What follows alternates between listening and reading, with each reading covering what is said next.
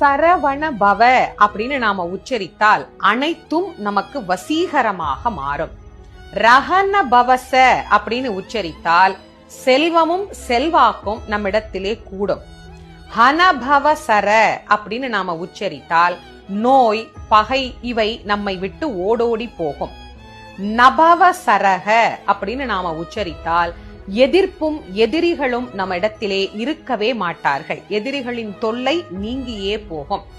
பவ சரஹன அப்படின்னு உச்சரித்தால் அனைத்து உயிர்களாலும் விரும்பப்படும் உயிராக நாம் மாறுவோம்.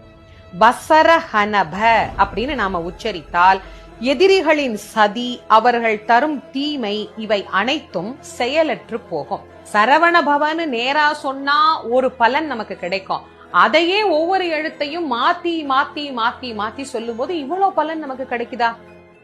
உண்மையிலேயே கிடைக்கும்.